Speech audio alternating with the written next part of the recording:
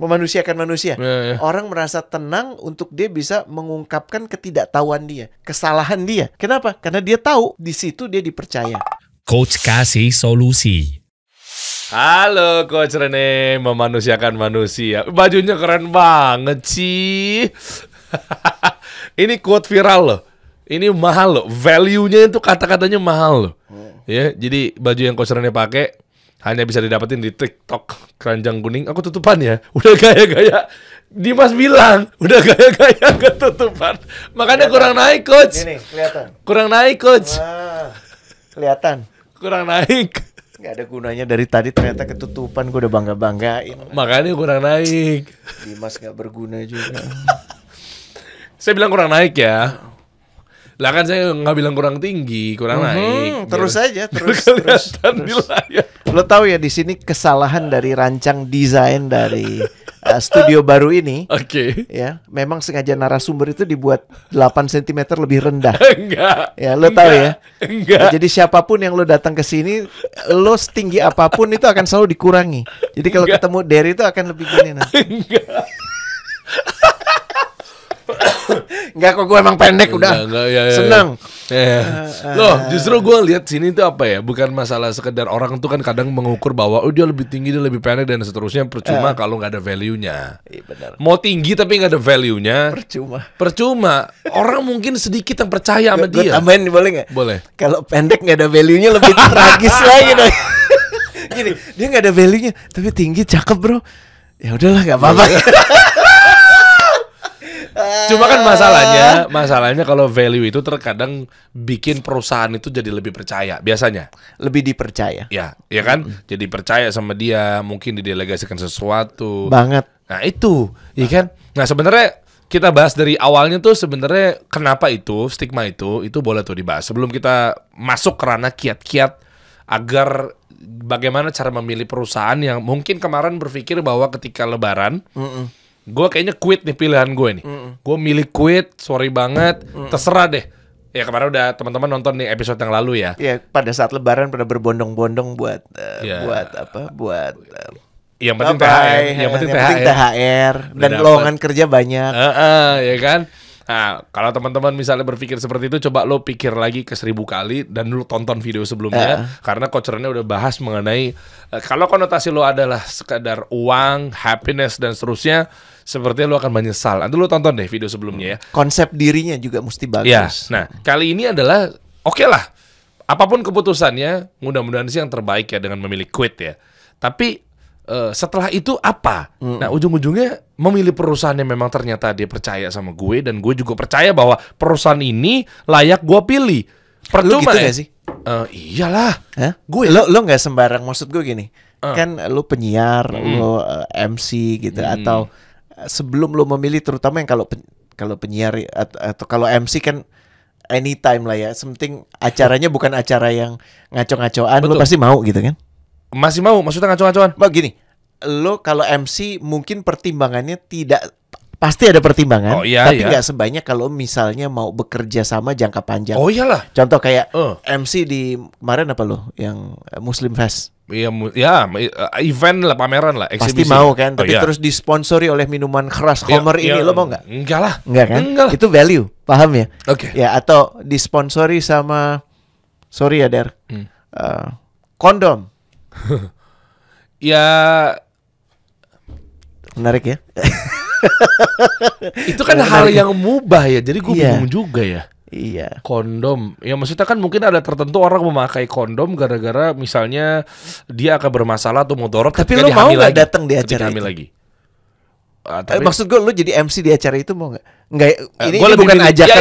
Ya. Gue lebih memilih yang aman sih, kehati-hatian, karena khawatir banyak SPD yang bergelimangan dan seterusnya yang mungkin buka aurat.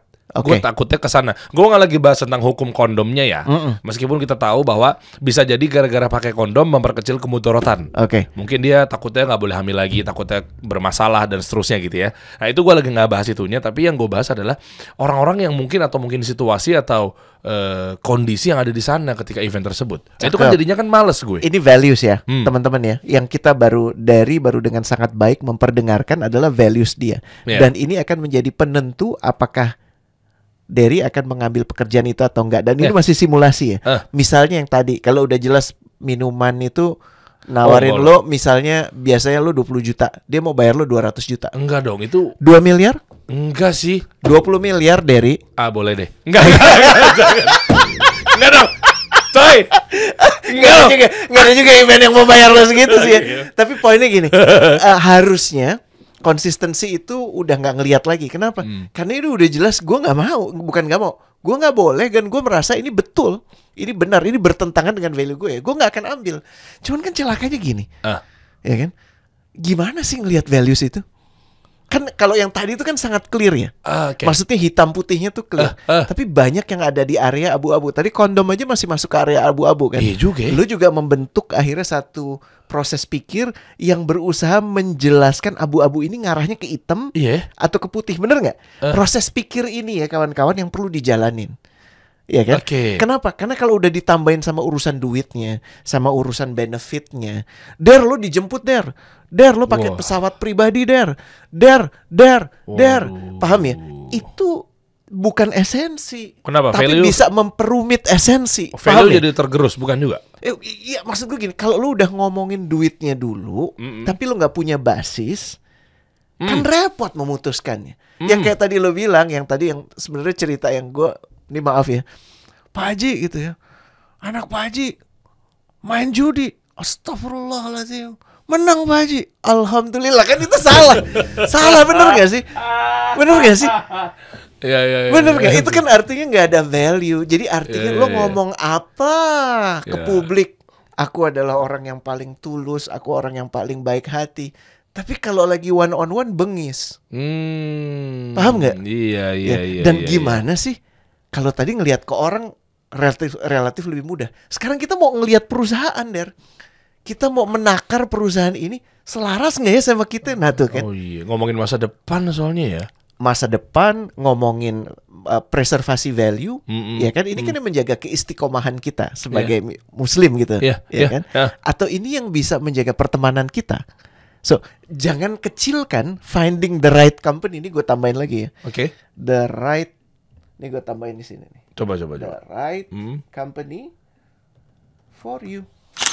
Okay. Karena what's right for me, maybe it's not right for you, betul nggak?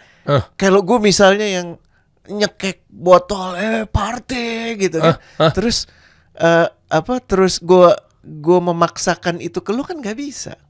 Lo masih inget gak? Dengan penampilan gue waktu itu jenggotnya lebih panjang dari lo ya, Der ya? Ya pasarnya dulu segini. Itu di Ancol masih inget ya? Iya kan?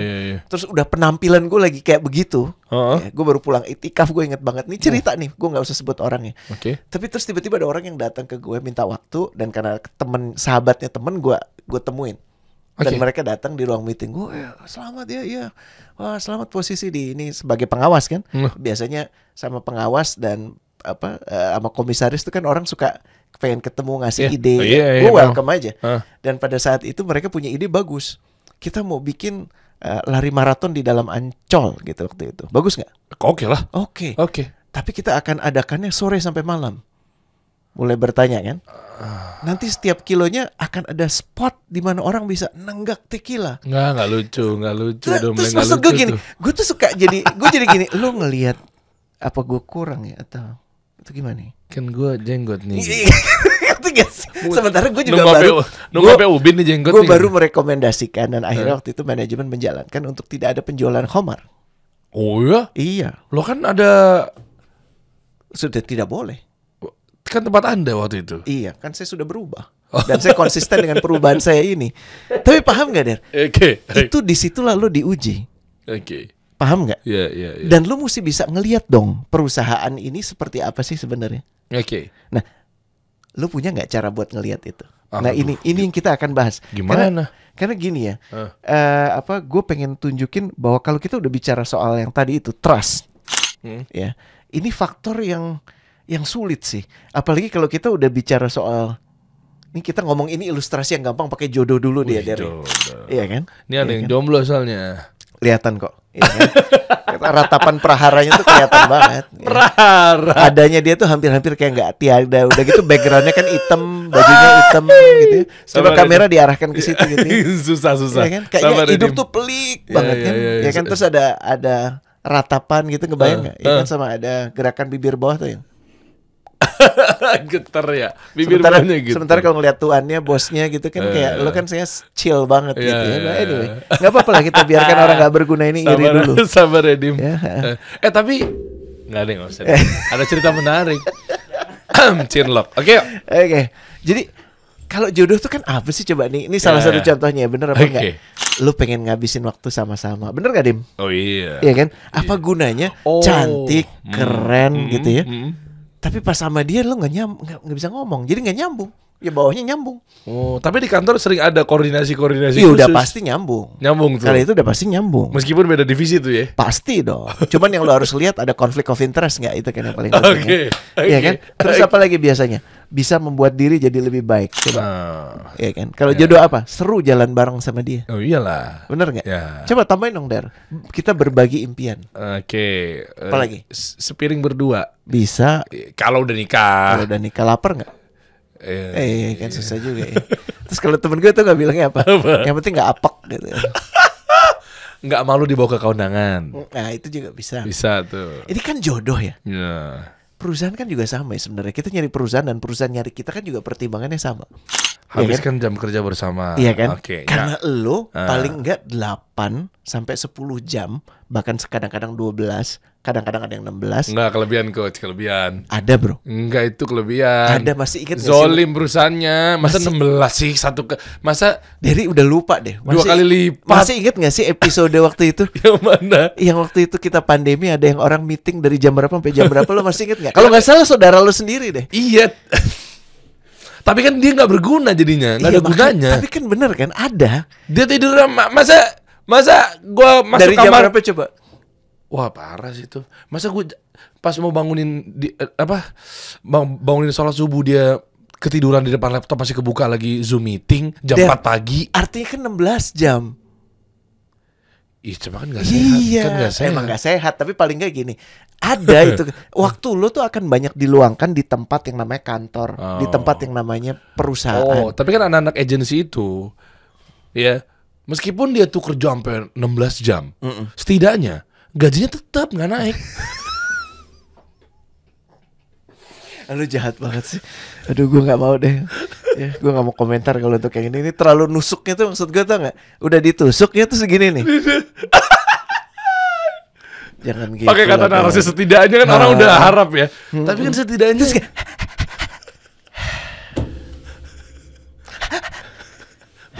makanya ada udah istilah. ganti channel deh. Apa sih ini, kasih solusi gak jelas banget. Masalahnya ini kita harus memihak pada orang-orang yang tahu kerja. di atas penderitaan anak-anak agensi itu gimana sih? Resign lah. Oke. Gimana sih? Lu akalnya nggak dipakai. Aduh, kita jadi tertawa ya. Oke. Iya kan, maksudnya kan ini kan masih nyambung suasana lebaran menertawakan penderitaan orang. Tapi kan kita masih nyambung sama pembahasan ini. Ya kan tuh lihat nih, habiskan jam kerja bersama. Ya bersama belum tentu selamanya juga. Betul. Itu saat loh. itu. Iya. Emang lo bisa milih. Ya, betul. okay. Tapi kan bisa membuat diri lo merasa lebih baik nggak? Ya kan bisa jadi lebih baik. Seru kerja bareng, berbagi misi. Jadi kalau tadi itu jodoh, ini jodoh di perusahaan. Ya. Okay. Nah, ini yang kita perlu pikirkan sebelum kita mulai ngecek-ngecek nih, ya kan? Karena semua diawali dari tempat yang relevan dengan aspirasi diri. Aspirasi diri lo nonton nih yang sebelum-sebelum ini. Yeah. Ada obrolan tentang passion, ada obrolan tentang purpose, ada obrolan yang persis lalu sebelum ini, last week. Lo tonton lagi. Yeah. Itu gimana untuk lo bisa mengenali diri lo? Ingat ya, mengenali diri, masih ingat nggak? Menguliti diri, ya kan, menguliti ego lo satu-satu. Jadi lo cuma nggak bicara pengen mau. Kalau gue mah gitu, gue kan gitu, nggak gitu ngomongnya ya. Ngomongnya lebih ada sesuatu yang lebih besar yang ingin lo perjuangkan. Okay. Makanya argumen gue adalah lo penting banget memahami kultur organisasi itu. Waduh, ini kalau ngomongin kultur, apakah harus template secara mungkin piramida, mungkin agile dan seterusnya, itu kan macam-macam tuh. No, kalau itu struktur. Kultur ini kan sama, nanti akan ngaruh. Loh, gini coach, struktur itu akan, kalau versi gue ya, justru gue mau nanya, struktur itu bukan berbanding lurus dengan kultur. Contoh, misalnya strukturnya adalah atas paling diseniorkan, paling diboskan, turun ke bawah, ya udah yang ada ya manggut-manggut ya, aja. Nah, kan jadi budayanya kebentukan seperti itu. Ada juga yang sistem strukturnya pakai agile. Yang katanya setara tuh bos sama karyawannya. Maksudnya minimal dia bisa senyum bareng, bercanda-bercanda bareng dan seterusnya, bukan yang sekaku gitu, sekencang itu rahangnya. Kan ada tuh tipe yang bossy banget. Nah, maksud gua bukan struktur jadi sama dengan kultur ya. Nah, beda. Kultur itu, gue cuman ingin ngasih elaborasi lagi, adalah segala hal yang bisa mengungkap dan mengangkat perbedaan pendapat, problem, perselisihan ke permukaan serta menyelesaikannya dengan baik. Jadi kalau mau didefinisikan kultur, itu ini. Ya, jadi strukturnya bisa aja rigid. Atasan, bawahan 1, bawahan 2, bawahan 3, remah-remah momogi, ya kan? Remah-remah momogi banget gitu. Ya kan? Tapi di dalamnya kulturnya sangat terbuka. Mungkin.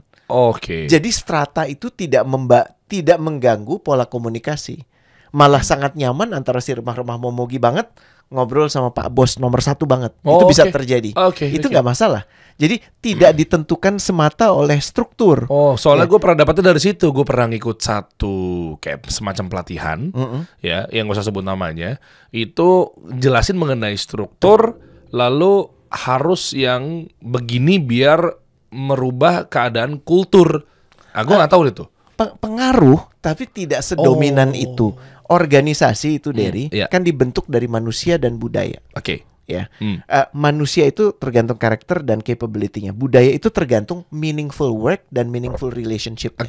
Kalau lo bikin model yang sedemikian rigid, tapi komunikasinya itu lancar, jauh lebih baik daripada lo bikin yang metodenya itu sangat terbuka, tapi komunikasinya mandek. Percuma juga ya. Percuma. Nih gue mau gue kasih referensi biar lo clear deh. Ini Jenderal Bintang 4 namanya Stanley McChrystal. Dia bikin Team of Teams. Team of Teams itu adalah bagaimana orang, sekarang gue nanya ke lo deh, struktur di ketentaraan clear nggak? Ya iyalah. Clear banget kan? Iyalah. Nggak agile dong. Panglima, kepala staff, dan seterusnya Jenderal, terus di bawahnya ada Letjen, ada Majen, gitu kan, ada Brigjen. Sangat rigid. Rigid kan? Tapi dia bisa bikin dari struktur yang rigid itu, pola komunikasinya, pola interaksinya menjadi sangat agile. Caranya gimana? Caranya adalah dengan mekanisme Team of Teams. Dan dia memulainya dari satu karakter yang tadi kita udah bahas sebenarnya, yaitu trust. Masih ingat ya waktu kita ngomongin trust ya? Dia bilang begini, di salah satunya nih, untuk ilustrasi gampangnya gini, ini gue tanya ke lo ya. Yang satu tuh level of trust. Ini kalau kita kelompokin di perusahaan, ada orang yang lo percaya, ada orang yang berkinerja tinggi. Jadi matriksnya ini adalah di sini percaya, di sini kinerja.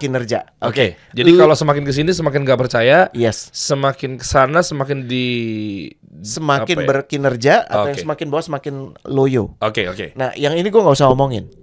Kalau lo bisa ajak orang untuk perang bareng, gue yakin lo ajak nomor 1 kalau orangnya ada. Ya jelas. Betul nggak? High performance, langsung situ aja. High trust.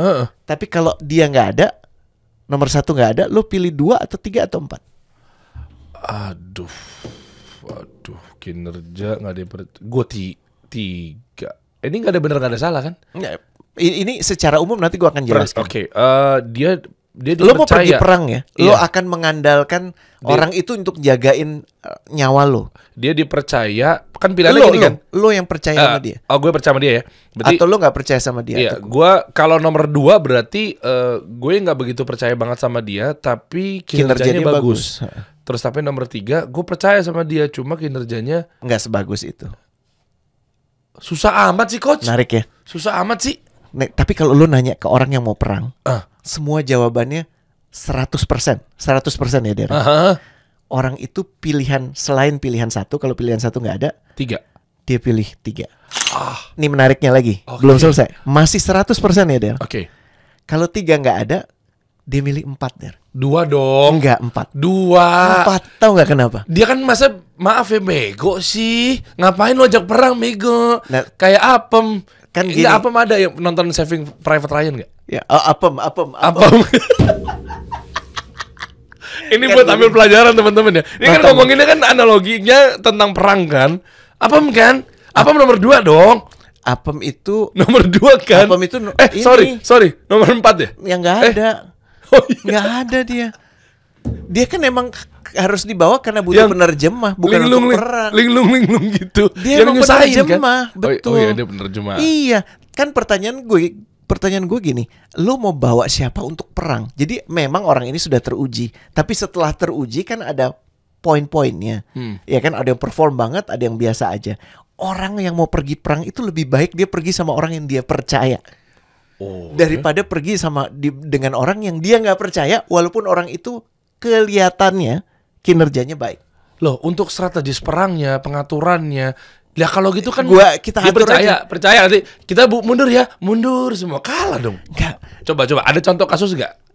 Kegagalan ketika orang di nomor 2 dan kegagalan ketika orang di nomor 4. Banyak, tapi poinnya yang paling penting adalah gini, ini bukan pilihan, ini tidak menghitung hasil, Der. Oke. Ini belum menghitung hasil, ini memilih preferensi orang yang merisikokan nyawanya. Kita kan sekarang ngobrol ini akademis ya. Yeah. Ngobrol ini nggak ada konsekuensi untuk kehidupan kita, nyawa kita kan. Iya. Tapi orang yang akan pergi perang akan mengandalkan orang di samping dia untuk jagain dia. Ya kalau apem ya nggak usah diajak gitu ya. Ya kan, karena dia juga bukan tentara terlatihnya, dia juga bukan di situ. Lo ternyata tanpa kecuali orang-orang prajurit itu akan memilih orang yang dia percaya. Oh bener sih. Ya gue baru nangkap. Soalnya ketika kepepet, kejepit dan seterusnya, mau sejago apapun, dengan kejagoannya itu dia bisa melindungi dirinya dia sendiri tanpa harus teman kita. Dia akan kabur dengan kelihayannya dia, bodo amat. Dan ini orang yang mungkin akan take the bullets for you. Masih ingat nggak? Sekarang referensi film Astagfirullah satu lagi yang Captain America. Kenapa dia jadi Captain America? Kenapa waktu jadi kayak apem gitu nggak sih? Iya. Kan dia nurut dia di granat gitu kan? Iya. Di apa? Kan dia nutupin badan dia untuk melindungi yang lain. Iya bener kan? Jadi dia sendiri yang jadi korban. Orang kan jadi percaya dengan action dia seperti itu. Baru kemudian yang namanya powernya dia ngikutin, kinerjanya dia ngikutin. Setelah dia jadiin Captain America, paham ya? Jadi si jenderal ini menemukan bahwa untuk satu organisasi yang gokil, organisasi ini, tim ini berhadapan, mesti punya kapasitas untuk menangani dua hal. Yang pertama kompleks, problemnya tambah kompleks. Kedua, lu mesti cepat adaptasi. Intinya yang nggak bisa ditawar, yang nggak boleh ditawar, itu adalah trust dan common purpose. Kenapa nggak boleh ditawar? Nggak boleh, karena kalau itu nggak ada, yang lainnya jadi nggak guna. Lu nggak trust. Meskipun adaptif. Adaptif itu kan kondisi yang kita harus munculkan. Iya kan? Gimana bisa memunculkan kondisi itu kalau gue udah nggak percaya sama lo, Der? Oh susah ya. Lo mungkin nggak sih berbisnis deh sama orang yang lo nggak percaya? Oh ya enggak ya. Lebih baik lo berbisnis sama orang yang lo nggak tahu kan? Lalu kita ajarin. Lalu lo belajar tentang dia dan dia belajar tentang lo. Sampai satu titik di mana ya sudahlah ya, gitu ya. Tapi kalau lo udah nggak percaya sama dia, lo udah, nih orang udah tiap kali minjem duit sama lo, nggak hilang aja. Terus tiba-tiba dia, Der gue punya ide bagus. Dan bagus idenya. Ya bisnis sih. Bisnis. Nggak segampang itu Ferguson. Kan idenya bagus. Apa bedanya sama yang lo tadi kinerja bagus dengan percaya? Oke. Bener nggak? Oke. Mau nggak lo ngeluarin duit lo untuk duit signifikan ya, kalau duit ini ya lo ngasih namanya, ya untuk kemudian lo meluangkan waktu sama dia, bekerja bareng sama dia. Oh enggak ya. Tapi lo nggak percaya sama dia. Enggak sih, capek doang sih. Jadi nomor satu trust, nomor dua common purpose. Kenapa itu? Common purpose artinya gini, lo sama-sama punya kesadaran bareng dengan dia. Kenapa kita ada di sini? Oh visi misi tujuannya. Direction sih Der, bukan tujuan, arah. Masih ingat yang kita ngomong bahwa purpose itu adalah menemukan kebermaknaan dalam keseharian. Purpose itu nggak cuma bicara output, nggak cuma bicara impact, tapi bicara makna. Jadi ketemu maknanya dia sama lo. Kalau lo sama-sama mercenary, ya kita di sini sama-sama nyari duit bareng. Lo ngelindungin gue ngelindungin lo supaya kita bisa pulang ke anak kita. Bener nggak? Iya kan? So itu common purpose. Common purpose-nya kudu clear. Nggak bisa di tengah, nggak bisa nggak jelas, nggak bisa. Gitu. Nah, kalau yang satu lagi, ya lo lihat ya, itu core-nya trust and common purpose. Untuk bisa dapat adaptability, eksekusinya mesti bagus. Oh, dia kawinnya ke situ. Kesadarannya mesti bagus satu sama lain. Kalau complexity, kecepatan dan interdependency. Jago juga nih Stanley ya. Jago. Stanley ini masih Stanley kan? Ini General Stanley McChrystal dari buku dia. Gitu. Dia mentransformasi waktu itu keadaan di Irak ya, walaupun ini disclaimer ya. Invasi ke Irak itu sendiri kan strategi yang sangat jahat sih. Ya, kita tahu semua tahu lah. Itu udah rahasia umum tujuannya apa tahu lah. Iya kan. Jadi maksudnya iya Saddam juga punya problem, tapi menurut gue juga dari kisah yang ada, keputusan untuk kesana pun juga bukan keputusan yang baik. Harusnya sehingga siapapun yang bisa menjalankannya hanya bisa mengoptimalkan dari keputusan yang buruk. Ya, ngebayang ya? Betul. Jadi General Stanley itu menjalankan satu peran yang menurut gue keren karena dia bisa membuat keadaan yang sulit sekali menjadi paling enggak workable gitu. Karena dia menunjukkan gini, ada bedanya loh antara tim yang bekerja sama ya dengan tim yang percaya satu sama lain. Paham bedanya ya? Tim bekerja sama itu kinerja aja. Jadi lo kerja ya, Dimas, Aldan kerjain bareng. Gitu. Lo nggak mikirin interaksi antara dua orang ini gimana, gue nggak mau tahu gimana, pokoknya jalan. Ya. Itu kerja sama. Tapi kalau tim yang bekerja yang percaya satu sama lain, Dimas percaya Aldan, Aldan percaya Dimas, yang terjadi itu nggak mekanistik, yang terjadi itu saling mengisi. Oh, gue nangkep nih bedanya antara kerja sama atau kerja bersama-sama, kerja bersama dengan sama-sama saling bekerja. percaya. Sama-sama bekerja tuh ya saling itu percaya. Bener. Yang satu sama-sama bekerja, yang satu kerja sama. Mungkin itu bahasanya lebih baik. Iya kan, jadi ada yang kerja sama itu karena kinerja tok, ya udah kerja sama.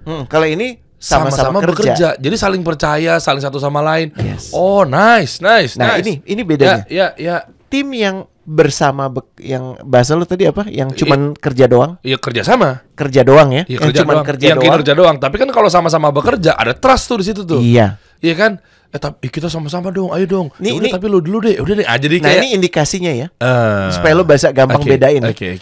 Kalau orang yang cuma kerja doang, ini kerja sama di kiri. Bahasa kerja doang kali ya. Kerja doang.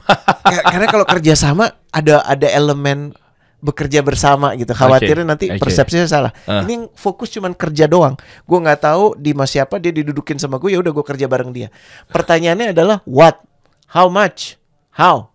Relationshipnya itu transaksional aja. Lo dibayar nggak? Iya. Lo dibayar berapa? Gue gini. Oh gimana sih kalau lebih dari gue? Gitu, pahami? Ini bahasanya itu gitu. Cuman ingin menyelesaikan. Ya udah kalau udah selesai udah. Nggak ada lagi. Wah, di interview sering gue temuin tuh. Nanti dikit berapa pak? Emangnya berapa? Gitu kan? Udah selesai tuh. Oh iya. Nah ini bahasanya yang di sini adalah I'm strong, I'm not weak. Ya kan, gue kuat nih, gue mampu, atau gue nggak berguna sama sekali, gue nggak bisa apa-apa gitu. Ini pilihannya nih, opsinya cuma itu. Sementara satu lagi, tim yang saling percaya, relationshipnya itu dibuat berdasarkan trust. Sehingga pertanyaan yang muncul tuh, kenapa ya kita ngerjain ini? Jadi lo menurut gue, kalau lo punya tim yang bertanya ke lo, kenapa pak kita mesti ngerjain ini, that's a good karakteristik. Hati-hati yang cuman bertanyanya tuh gimana, mesti kapan. Oke. Baik, yang satu tanyanya kenapa, hubungan dengan yang kita mau lakukan apa. Kenapa? Karena dia punya kepedulian lebih daripada cuma sekedar ngerjain tugasnya. Paham ya? Iya. Berikutnya adalah satu sama lain punya psychological safety. Masih ingat nggak? Orang ngerasa aman untuk bilang nggak tahu. Orang ngerasa baik-baik aja untuk ini memanusiakan manusia. Orang merasa tenang untuk dia bisa mengungkapkan ketidaktahuan dia, kesalahan dia. Ya, kenapa? Karena dia tahu di situ dia dipercaya. Dan dia juga bisa percaya sama yang lain. Makanya kata-kata kayak gue melakukan kesalahan, aduh mohon maaf, gue butuh bantuan, itu jadi sangat lazim. Ini yang butuh diangkat. Trust itu membutuhkan psychological safety. Ya, psychological safety itu it's okay for you to say that. Gak apa-apa. Gue gak akan kaget terus gue maki-maki lo gitu. Terus gue mencat lo gitu. Nah ini yang perlu dipastikan, bahwa di dalam perusahaan yang kita lagi tuju ada elemen ini. Cuman celakanya kan lo belum gabung di perusahaan itu. Iyalah. Bener gak? Terus taunya gimana? Gimana taunya? Ya, lo belum ada di perusahaan itu. Dia kayak gimana? Sebenarnya ada clue. Sebagaimana kalau kita mau tahu hujan itu kan bisa baca laporan meteorologi. Ya, BMKG. Tapi kan paling gampang apa? Buka gorden aja, bener nggak? Oke. Berarti sama halnya dengan kita cek aja bos kita nih nongkrongnya di mana. Calon bos kita itu siapa? Makanya bahasa di sini pelajari leadership tim organisasi itu. Dia itu siapa? Dia itu nge-tweetnya gimana? Kan gampang banget. Sampai sedetail itu. IG ya kelihatan dong. Nih contoh nih ya. Ini menarik ya. Di komunikasi Twitternya Elon Musk gitu ya. Oke. Ya kan? Ini Eric Fornauer itu kerja buat Twitter. Ya, pertanyaan pokoknya udah ada interaksi terus dia di situ nulis mungkin ini harusnya ditanyakan lewat Slack atau email. Terus ada orang yang bilang ini gimana sih attitude-nya jelek, terus Elon Musk bilang he is fired. Positif dan negatif coba Der. Positifnya adalah ini sangat transparan, sangat terbuka. Tapi negatif cocok nggak sama lo karakter seperti ini? Iya kan? Enggak sih. Yang mecat lo di depan publik. Iya sih. Iya. Enggak sih, kalau gue sih enggak ya. Iya. Mungkin tapi ada orang yang cocok. Ya silakan pilih aja. Iya sih, cuma enggak gitu sih caranya harusnya. Bener kan? Iya. Jadi apa yang di-tweet sama orang dan banyak banget ya. Gue nggak usah sebut nama ya karena nggak baik. Yang mana? CEO. Coba lu perhatikan. Kalau nih gue kasih ilustrasi aja ke lo ya. Dengan bangga saya mengatakan bahwa kita berhasil melakukan ini, itu, gitu ya. Terus dia lagi foto selamat gitu ya. Ya kan? Ya kan? Cekrek gitu kan. Pokoknya isinya tuh pencapaian. Tapi pencapaian itu ada isinya dia semua. Tapi kan harus flexing. Kalau mau bangun relasi dan seterusnya biar ketahuan kerja. Sekarang pertanyaan gue. Kira-kira yang kayak gitu genuine gak? Oh yang enggak sih, genuine sih enggak ya. Lebih genuine anak kecil ya. Betul kan? Kebutuhan untuk diakuinya gede gak? Oh iya. Kira-kira kalau lu ngobrol sama orang yang butuh untuk diakui gimana? Oh ego, capek gak? ego kesana. Jadi lu gak usah kaget kalau lu masuk perusahaan itu tanpa lu harus meluangkan banyak waktu, lu akan ngelihat bahwa biasanya si Pak Bos itu akan punya layer di bawah dia. Kenapa? Karena dia seneng diposisikan sebagai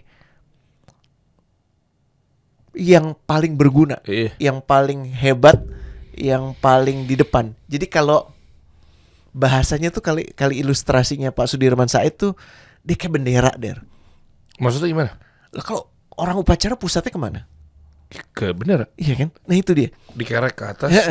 Itu dia. Oke. Sementara kebutuhan modern leadership itu mencari orkestrator. Lo kalau pernah lihat orkestra musik klasik kan? Lo lihat ininya nggak? Lo lihat dirigennya nggak? Konduktornya. Konduktornya mukanya ke lo apa ke inilah pemain apa namanya, gue nggak tahu istilahnya lagi. Iya kan? Bukan dia ke musisinya kan? Bukan ke penontonnya kan? Iya, ke playernya lah. Dan dia kecil kan? Di antara yang banyak kan? Nah, pilihan lo mau jadi mau jadi orkestrator, dirigen, konduktor, atau bendera. Oh. Jadi lo mesti bisa, dengan mudah bisa bedain antara leader yang jadi bendera sama leader yang jadi konduktor. Kalau leader yang jadi konduktor lebih sering yang ngomong itu adalah kalau untuk terkait pekerjaannya PR-nya. Bukan dianya. Bukan dia. Jadi perusahaan itu kan biasanya punya akun ya. Yang ngomong akun perusahaannya, bukan dia. Hati-hati ya. Kalau lo mau masuk ke perusahaan, lo cek CEO-nya banci banget, maaf bahasanya ya. Seneng banget nunjukin gue ini udah ngapain aja, gue di mana, gue sama siapa, gue berhasil ini, gue berhasil itu, walaupun bahasanya dilembutkan gitu ya. Saya dengan bangga mengatakan bahwa perusahaan saya kasih solusi berhasil diakui sebagai 1 dari 10 podcaster paling influence. Gini Der, kalau lo mau muji diri lo, lebih efektif yang suruh muji orang lain. Iya, lebih cantik mainnya. Iya kan? Lebih cantik kalau lu mendingan bercandain diri lo sendiri atau segala macam. Tapi kalau lu muji diri lo di depan publik dan itu serius, bukan bercanda, karena banyak orang yang muji buat bercanda ya. Iya, tahu itu tahu gue. Gue juga kadang-kadang suka muji tinggi badan gue kan, itu istimewa banget kan. Nah, ini jadi pahami, lu lihat potret CEO-nya deh. Atau leader-leadernya, kepoin deh. Kalau lo mau kepo bukan sama temen lo. Ya, bukan sama model, bukan sama selebgram, tapi kepoin CEO tempat lo mau kerja. Oke. Lalu kalau udah dapat hasilnya, ya tinggal kita bahas aja di sini, ngobrolin sama teman-teman lo, lihat channel ini. Yang tadi kalau CEO-nya sibuk menunjukkan dia itu siapa, artinya dia punya bandwidth yang rendah untuk mempedulikan orang lain karena dia masih butuh diakui. Ya. Bener gak sih? Ya. See me, acknowledge me, respect me. Ya gimana lo bisa nunjukin itu ke orang lain? Iya. Wah ini dapet deh, kena nih. Paham ya? Ya. Kalaupun dia munculin, lo kalau jadi nggak boleh mas, CEO yang munculin sosial medianya boleh, tapi yang ditunjukkan Keperuntungannya untuk apa? Kemanusiaannya dia. Iya. Ya kan, kalau dia nunjukin semua pencapaian di situ, what's the point? Betul nggak? Iya. Biar yang nunjuk orang lain. Terus dia ngomentarin, hehehe, I was there, dan gue malu banget loh, ya kan, karena gue ngabisin semua makanannya di situ. Nah, itu CEO yang kayak gitu waras tuh.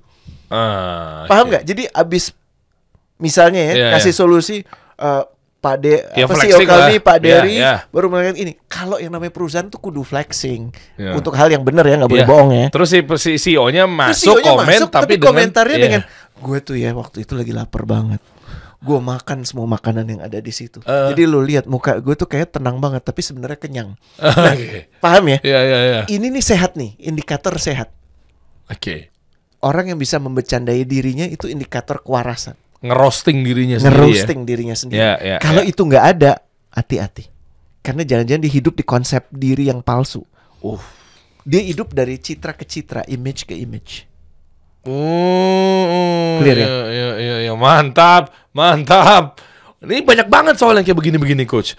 Gini, kita buka aja satu komen atau mungkin yang lainnya, teman-teman gimana caranya biar mereka tuh tahu keukur bahwa bosnya dia sekarang lagi kayak gimana, kondisinya kita bisa baca tuh. Contoh misalnya, gue ngeliatin bos gue tuh belakangan ini begini, dikit-dikit achievement dimunculin, dikit-dikit begini pengakuan minta diakui dan seterusnya misalnya. Kalau boleh lo kasih barbooknya tapi dihapus aja namanya, boleh? Iya, maksud gue itu.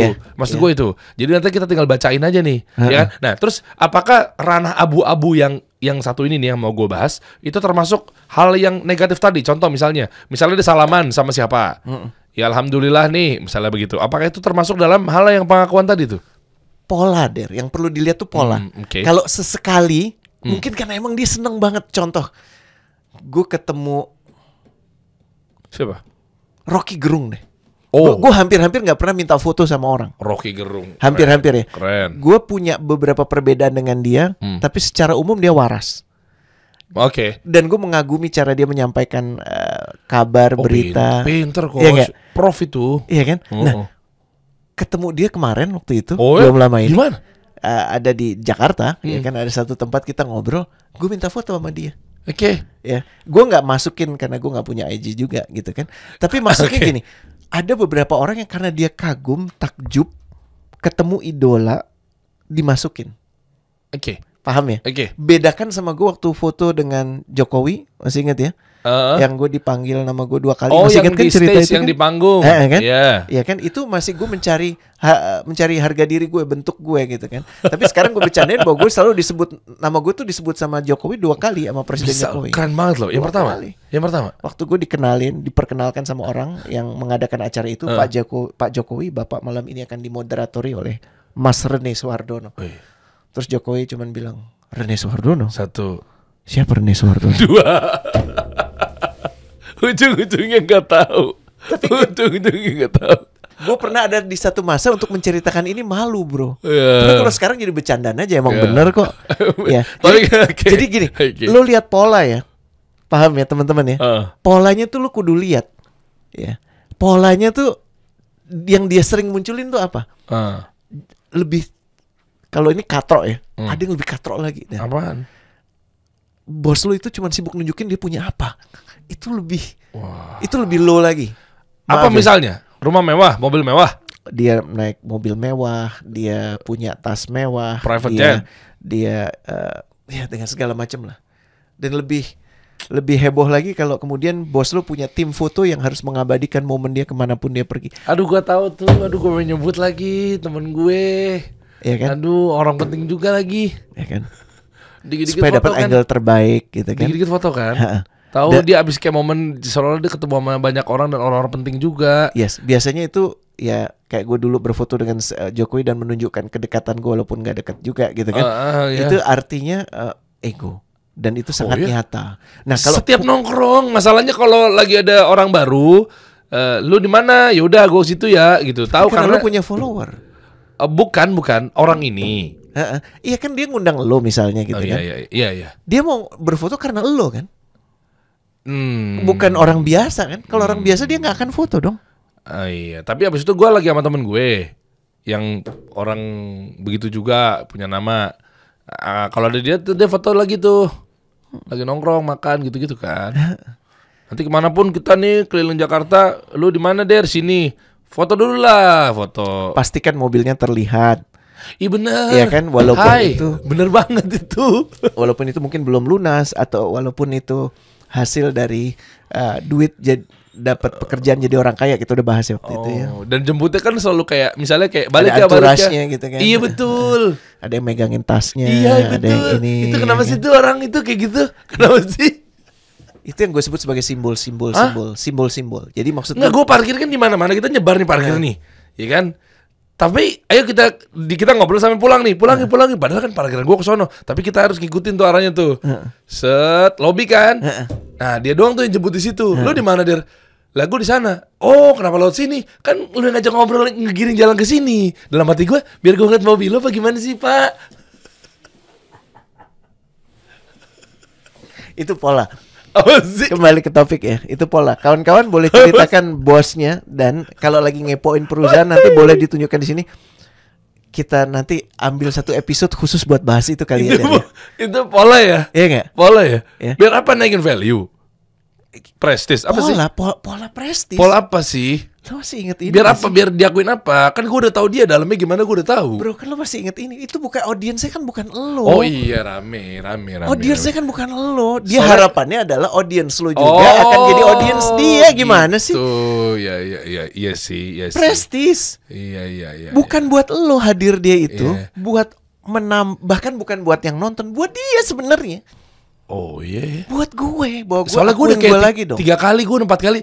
Pola lu kok, gue tahu mobil lu itu, gue tahu lu bukan pintu, gue tahu. Mobilnya murah mahal. Mahal. Nah, mahal banget apa mahal biasa? Wah, hampir banget lah. Nah tuh. Astagfirullah. Lu pernah nganter Pak Sudirman Said kan? Innova. Maaf. Lu jangan mancing dong. Lu mancing sih, lu mancing. Terus dia pergi sama siapa? Sendiri kan? Iya, kalau pikir-pikir Ini bekas menteri, men. Dia masih sangat powerful. Orang kepercayaannya Pak Anies. naik. Assalamualaikum, depan Tahu udah muncul. Tiba-tiba udah muncul di ruangan gue. Pak, ngomong Pak kalau di bawah. Gue kan suka gitu kan. Bapak ngomong, kita ke bawah jemput. Apa jemput? Udah lah, ayo gimana? Bahas apa kita? Pak Iyal masih ingat kan? Iya. Itu taipan sejati itu, men. Iya. Cenunuan gitu. Iya. Lu kalau ngelihat di jalan nggak bisa bedain. Itu orang kaya yang bener tuh kayak gitu. Orang berkuasa yang bener tuh kayak gitu. Kalau yang udah sibuk dengan lambang-lambang kekuasaan ini udah. Jadi ini tolong ya, coba kumpulkan yang kita mau bahas untuk keselamatan hidup lo dan hidup kami. Coba tolong nama-namanya dicoret, foto-fotonya dicoret. Tapi apa yang menurut lo itu lagi dia menunjukkan, dan nanti kita akan coba takar sama-sama. Sekali masih oke lah. Tapi kalau kemudian udah muncul pola, dan CEO itu potret perusahaan.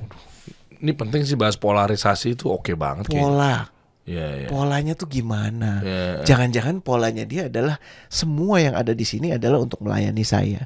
Ya, jadi itu satu tadi, gimana leadership orang itu, dan kita tunggu nanti masukan dari kawan-kawan, kita akan bahas. Sama satu lagi, keadaan kantornya kayak gimana ya? Oke, ngaruhnya di mana? Coba ya gue kasih ilustrasi ya. Gambar ini asik nggak? Asik. Iya kan? Asik lah. Apa yang bisa lo tangkap dari gambar ini? Kantornya kayak gimana? Iya, seger, clear. Memperhatikan estetik nggak?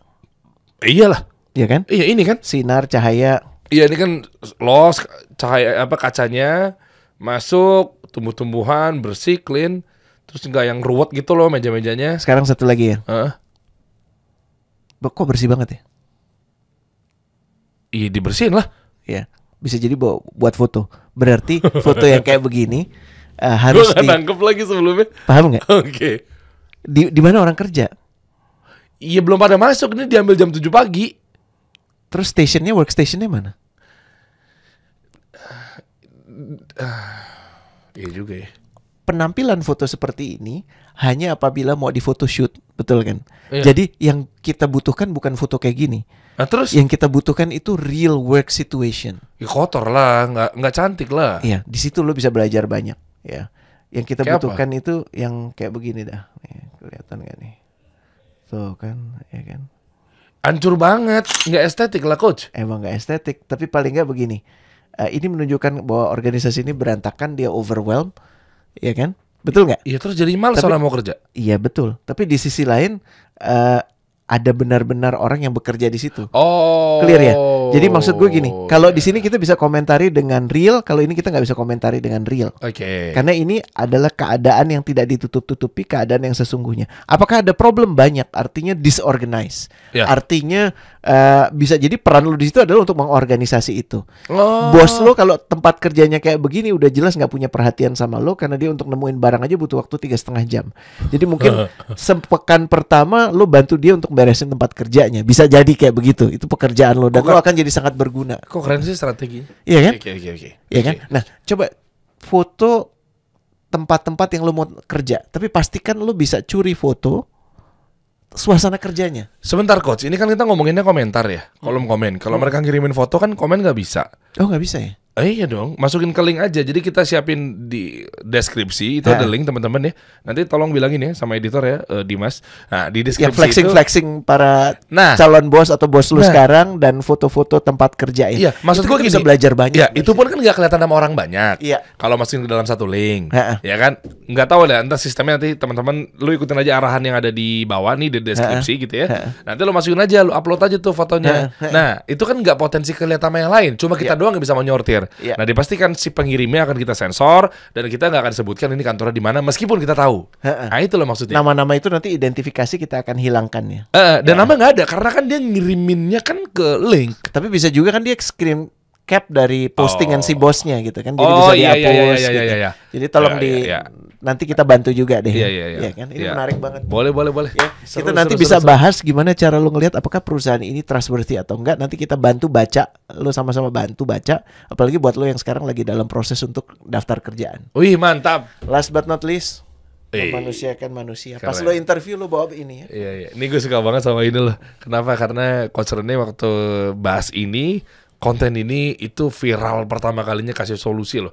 Sebelumnya kita nggak pernah tembus berapa? 8 juta. Banyak banget viewsnya. Iya ya. Ini loh, gara-gara konten ini makanya kita dedikasikan kepada Coach Rene. Kalau mau beli harganya, kalau lewat saya 1 juta, kalau lewat Coach Rene bisa di 50.000 rupiah. Kita tunggu ya gambar-gambarnya ya. Iya. Coach kasih solusi.